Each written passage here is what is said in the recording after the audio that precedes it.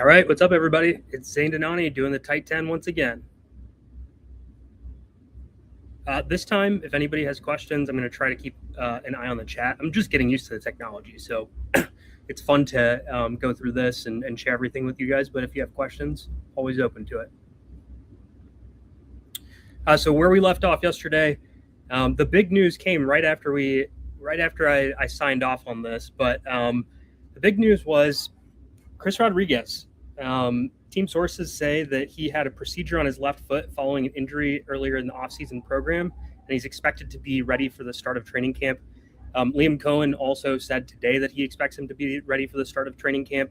There's some follow-up tweets that were quote tweets of mine of Jeff Mueller and another doctor who kind of commented on this, so we'll get to that in a little bit. But it's not a good thing that a new person is missing time, just in general.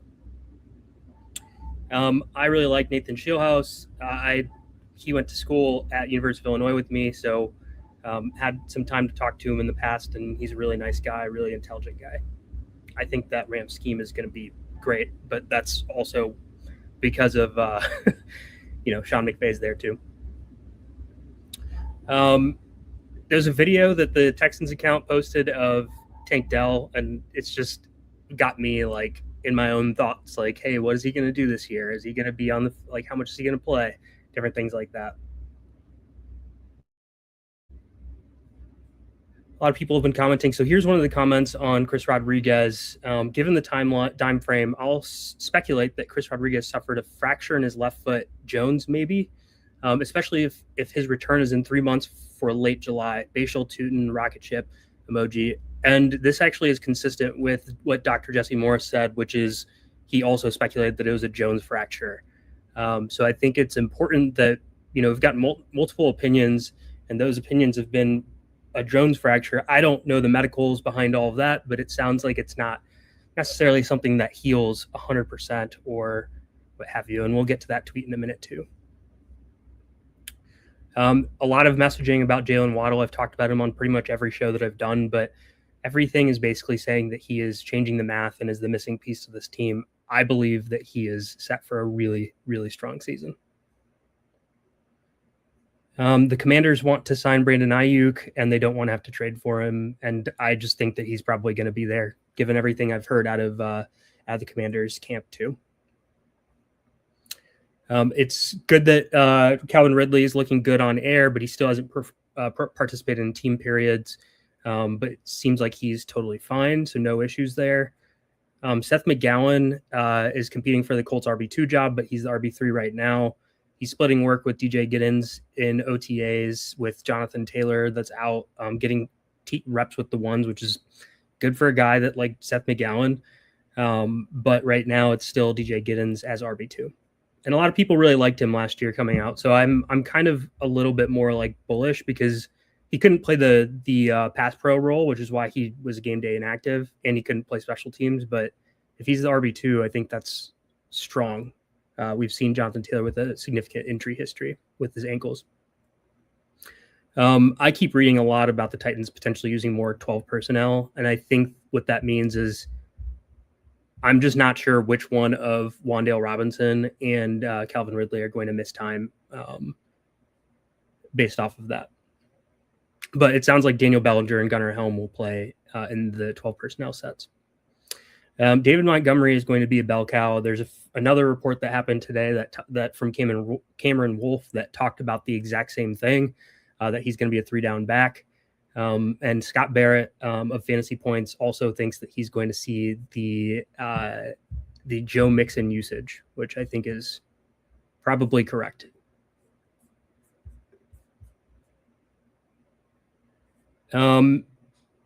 Yeah, so there's been a lot of talk from a lot of different beat reporters about the tight ends being more involved in the pass game this year because of Davis Webb for the Denver Broncos. That doesn't mean that Evan Ingram's a really great pick. It sounds like he is more involved in practice, but again, Bo Nix isn't out there. It's Jared Stidham and Sam Ellinger that are throwing the ball. But it does sound like they want to have that tight end be a focal point in the game plan, not necessarily be like a primary option or anything, but maybe a third or fourth option in the pass game. Maybe even fifth sometimes if RJ Harvey's out there. We'll see. The Houston Stressons account actually liked my tweet about the bell cow role, so I think that gives you some signal. He's pretty plugged in. Here's the message that I was talking about with Dr. Jesse Morris. He basically commented and said that his speculation is that it's a Jones fracture as well. That's the number one thing. And he said that since that's a most likely scenario where he fractured the fifth metatarsal, had to have a screw/plate inserted. The timeline for these is specific, no returning before 11 weeks. So if he fractured in April, then a mid-July return is okay. But what this does is give Bashal Tutin a competitive advantage over Rodriguez. Of course, Rodriguez can be available for week one. Injuries always create little like competition dynamics, different things like that. I'm on record saying that I'm a Tutin believer just based off of the film itself. So I just think that this helps his case a little bit more. And the way that I think about it is if Tutin is like, if he has the opportunity, what you want to see is dynamic runs and like explosive plays. And that's kind of like the differentiator that he has, even though he's been really good at success rate as well. And like, if you're betting on him, you're betting on him to win that and to do that. And so I think it's a really strong bet because you're playing for the upside and not necessarily like the median or downside outcome. A report from the Denver Broncos beat said that Justin Jolie will definitely make the 53-man roster, but he might be tight end 4. That doesn't mean that he's not like the second tight end for pass catching. It's just like, okay, he's probably tight end 4 because they have 2 like blocking tight ends, Troutman, and I forget who the other one is off the top of my head. But yeah, I still think that like if something happened to Ingram, he would be much more involved. Harbaugh was talking about Cam Scatterbo, and he basically said he was happy that he was there. He's a super hard worker. He practiced yesterday. Just incredible that he's back. And then he did a backflip the other day, and that he's, out here cutting and doing all the fun stuff that we like to see. It's an article on Jayden Higgins and Jalen Noel.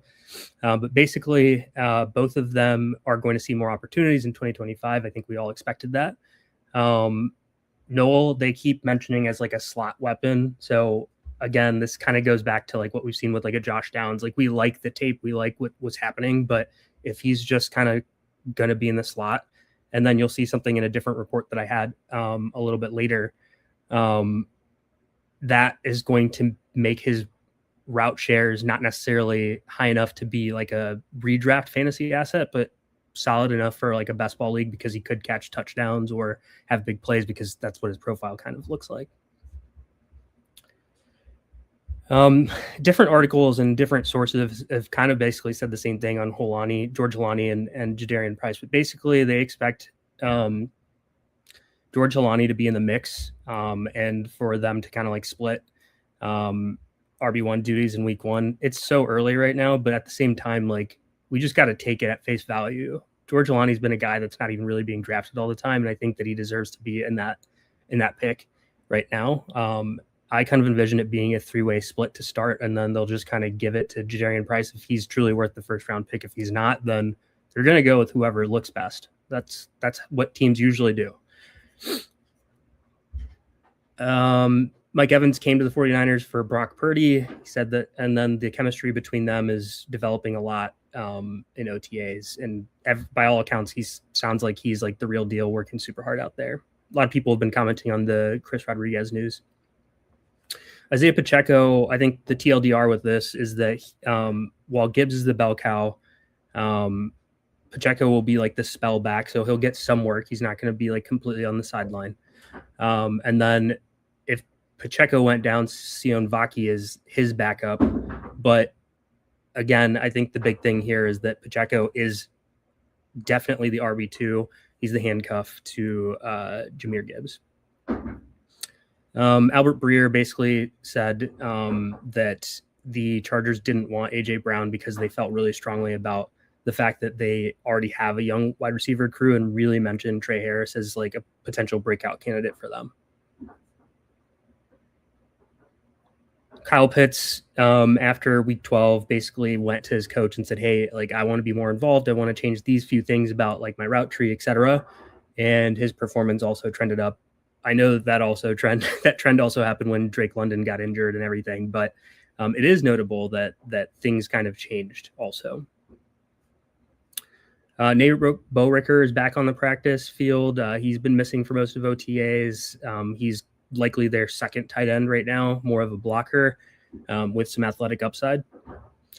Pat Thorman tweeted something interesting. So basically, like pre and post fibula, what like the stats are on some running backs, and what year two after that looks like. Really interesting stats. But basically, Pacheco is in his second offseason coming off of the fibula injury, which makes him think that there's some like significant upside for Pacheco if he gets some opportunities. Coming back to so there's some updates on Parker Washington. I'm going to get more into that in a second.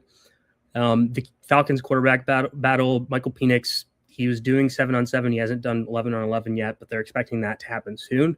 The Falcons are maintaining that it is competition between Penix and Tua, so they haven't really started the evaluation process. I still think a week one start, because of all of this like time that Penix has basically missed over like 3 years, is going to be Tua. That doesn't mean he keeps the job, but I think to start the season, it makes sense that he would kind of like take the reins, let Penix get fully healthy, let him get acclimated. If Tua sucks, they can put in Penix. Jacob Gibbs did a big thread on Penix throwing like deep passes, and a lot of what I saw was inaccuracies, but from clean pocket also. But yeah. More on Jalen Noel and Jayden Higgins. They're starting to see the emergence of Higgins. His ability to play inside and outside sets him apart. I think it's interesting that they said inside and outside. And then they all think that Jalen Noel can make a big step. A big step for him is not like, hey, this guy's like doing everything out there by any means. It's like, okay, last year he was barely involved. Now he's like the third guy that's involved, right? So I talked about him earlier. I think it makes sense. Like late round best ball pick, fine. Redraft, not really that interested at the moment. Jaguars, man, there's a lot on the Jaguars today. There was a Monday Morning Quarterback article, talked about the chemistry of BTJ and Trevor Lawrence. This just like continually keeps popping up, and it's all about the deep balls, which I'll talk about in a minute. And then the team has Bashal Tutin as the promising replacement to Travis Etienne, Achan, whatever you want to call him. And then Travis Hunter is trending towards clearance for training camp and will play offense and defense. He's a cornerstone piece and downfield threat on offense that they hope to use in that downfield role with Trevor Lawrence. To me, that kind of sounds like they want him to be basically playing some of what BTJ's role is, which is like more of the downfield, like vertical weapon. But, I think it remains to be seen. Broncos wide receiver 3 rotation. It really does sound like, so the thought process here is Pat Bryant is the wide receiver 3 at the moment, but that it's just a big like competition rotation. Like, and we know how Sean Payton likes to do things. I think people have a misnomer of Sean Payton likes to rotate all of his receivers.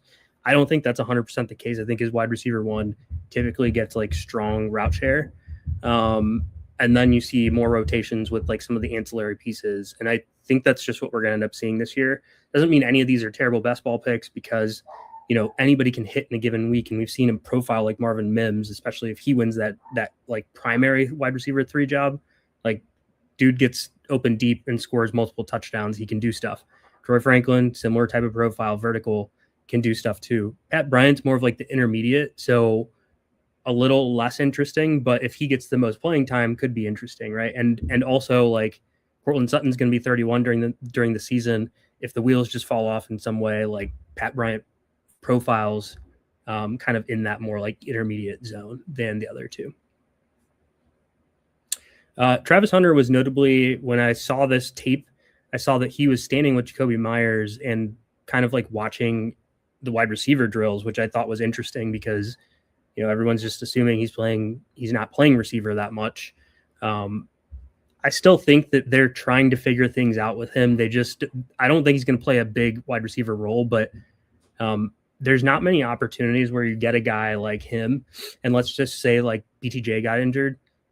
I think they're going to put him at receiver because they wouldn't want to go to wide receiver 5 on the depth chart or whatever it is, right? Like they would like to play him there. And so he's just going to be a flex player essentially for the team.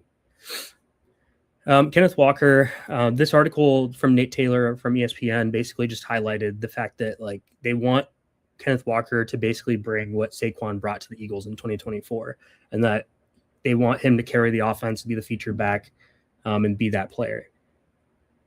It's a lot of positive speak. The biggest caveat for Kenneth Walker is that he hasn't done it before, and that doesn't mean that he can't. But he hasn't done it before, and so we all have hesitancy with how his injury history is. But sometimes, like the way that I think about fantasy is you're betting on that like nuanced outcome where someone actually ends up doing something that we haven't seen them do before, because that's what creates like big championship seasons. So in my opinion, like great pick. They want to do this. Their plan is to do this. If things go according to plan, if he stays healthy, then he's going to be really involved. Also notable that like I don't think their pass catchers are that great. Obviously, Rashee Rice gets like the scam role. There's a lot of opportunity for Kenneth Walker to have like a decent amount of pass catching role in that offense too. Okay, there's a lot on Parker Washington that I'm going to get to. Where was it? I think I had like 5 things on this. So, okay. The Parker Washington information. Liam Cohen was asked a question directly about Parker Washington. So, you take that with a grain of salt, because when someone asks you a question about them, you're going to go in more detail about them. But what he did notably say the way that I understood it, is that he has a big toolbox and he can play inside and outside. And I've shown the stats on what he looks like on the outside versus inside, which I think are very positive.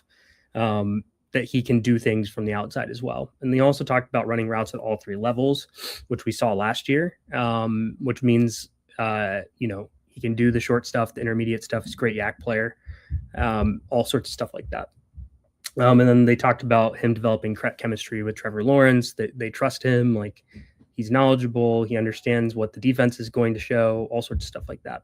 I have the full quote as well, but I'm not going to read it to you. Then there was an update on Chris Rodriguez and Travis Hunter. They basically confirmed that Chris Rodriguez will be a full go come training camp. Then they said that Travis Hunter was running 22.6 miles per hour this morning, which is incredibly fast. It's notable that he wasn't running with pads on. So like when we see the GPS data and we see Jahmyr Gibbs hit 22.3 as like the max last year or something, like, okay, he had pads on, so it's different. Then also talked about big emphasis. So there's a question directly about Brian Thomas, but the emphasis on the deep balls with Trevor Lawrence. And basically said that they've hit more deep balls this OTAs than they did all of the last season. But what he thinks is like when that kind of stuff is working, when Brian Thomas was able to work vertical and like win, and they are able to connect that, it helps unlock every other part of the offense. Parker Washington, Strange, and Myers, and the run game. You mentioned those people, did not mention Travis Hunter. I think all of that is very important too, because it tells you what role they are thinking about Brian Thomas in. Now, last year they thought about him in a different role. They tried him in that role. It didn't work out. That doesn't mean that he can't get back to in that role. But right now, Brian Thomas is the vertical threat on this offense. Let's see. Rashad Bateman is dealing with a personal issue, so he's not at minicamp. Mekhi Lemon's still missing from practice. He had a hamstring injury. That is always tricky for people. They can pop up again very easily.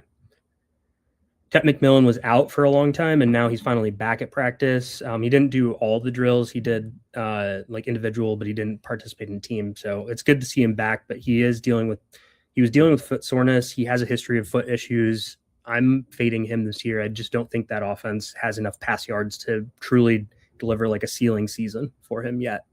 I do think he's a really good player though.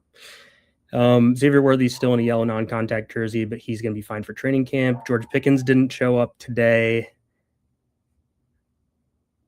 Schottenheimer talked. So this is big too, and people keep asking about the Cowboys' RB2 role. Brian Schottenheimer had some more quotes about Jayden Blue, and I think it speaks volumes about what they're actually thinking for him. So they said that he has a chance to be a part of the offense this year, and they said that he's night and day from where he was last year. The reason why that's important is because there was maturity issues last year, and it sounds like there's a lot of improvement there, which means that they have the ability to finally trust him, which I think is important. Nick Sirianni talked about Mekhi Lemon, his ability to catch the football, his toughness, all sorts of stuff like that. And then he also talked about Dontavian Wicks and compared him to Keenan Allen, that he's good at getting in and out of his breaks, and he's really efficient at the line of scrimmage. Ben Johnson said some key words about Colson Loveland. He said, one of the most consistent players he's ever been around, that he's always in his playbook, and he thrives under pressure. He has a lot of trust with the quarterbacks and coaches, and he's taking his route tree to the next level. All right, guys, that's all I have time for today. Thank you guys for showing up. We'll do the rest another time.